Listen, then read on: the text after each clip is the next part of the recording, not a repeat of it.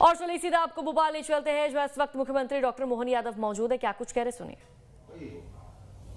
आपको इससे मुक्ति नहीं मिल सकती। इस बार उसमें केवल आपको जल से बर्फ बनाने की प्रोसेस में जल से बर्फ बनने का अवसर दे रहा है, लेकिन उसके बाद वापस जल बनना है। तो एक तरह से जब आपका इस प्रशिक्षण की अवधि में जब अपने शिक्षण सारे पूरे हो गए, कोई एमए करा होगा, कोई जिस प्रकार से पीजी और यूजी करके आप आए हैं, लेकिन ये जिंदगी का नया अध्याय लिख रहा है। अब आप बर्फ बनने की स्थिति में आ गए और इस बर्फ के आधार पर आप अपनी अपनी जिंदगी की इन सारी, जैसे मैंने पहले थोड़ा सा इसके बारे में बताने का प्रयास किया, उन सब में आपकी अपनी भूमिका होगी।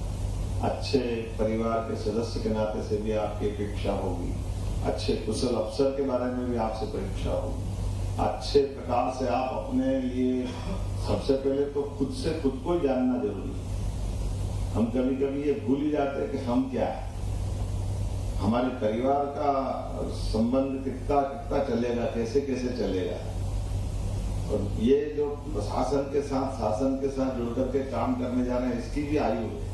इसकी आयु तो हमको मालूम रिटायरमेंट की आयु से जोड़ देंगे, लेकिन एक आयु और भी आपके सब रिश्ते नातों की भी बनती है, जिसको सरल भाषा में समझाएं तो ऐसे भी समझा सकते हैं कि हमारे अपने परिवार में अगर संबंधों की परिभाषा देखेंगे तो हमारी अपने माता पिता, दादा दादी, नाना नानी, पति पत्नी, बच्चों, सबकी एक स्केल है। उस स्केल के बाहर कोई नहीं।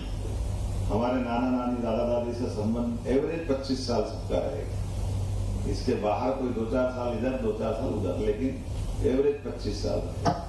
आपके घर में बेटी होगी तो बेटी एवरेज 25 साल आपके यहाँ रहेगी। इसके बाद वो अपने ससुराल जाएगी, 1-2 साल आगे, 1-2 साल पीछे, इससे बाहर नहीं जाएगी।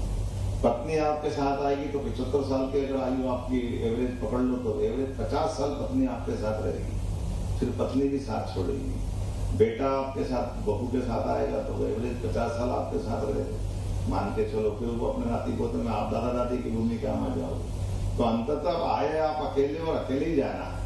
तो जो शिक्षण प्रशिक्षण की कहानी वो प्राइमरी में आप जब गए थे तब से लेके आखिर तक हमारे पास इन सारी चीजों का निचोड़ हमको ही निकालना है।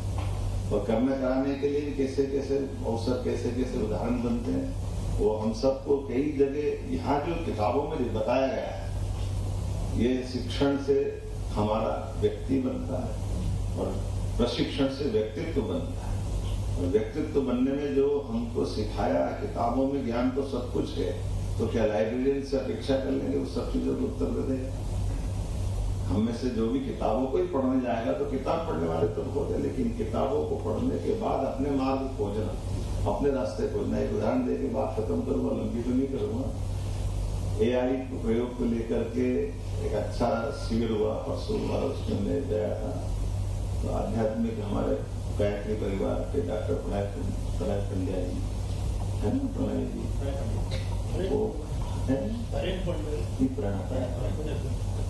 उनका, वो खुद डॉक्टर थे, पीजी डॉक्टर थे, मनोचिकित्सक थे। बाद में फिर वो अपनी उस आध्यात्मिक यात्रा के प्रमुख बन करके वो इस राह में चल रहे। अब उनने एक उदाहरण दिया, बड़ा अच्छा उदाहरण था। उस उदाहरण के माध्यम से समझाने का प्रयास किया कि 100 ऊँट थे और 100 ऊँट को पकड़ के रात को चरवाहे को उनको संभालना था, बांधना था। तो वो रस्सी बांधने लगा और रस्सी बांधते बांधते उनने 99 ऊँट बांधे और ऊँट बांधकर एक की रस्सी कम हो गई। अब उसने कहा इसको कैसे बांधे, तो वो मनोचिकित्सक थे, तो उन्होंने उदाहरण दिया कि ऊँट को खड़ा ऐसा करते जैसे रस्सी बन रही है, और वो नाटक पूरा ऐसा करा कि वो घुटे तक पहुंच गई और बन गया।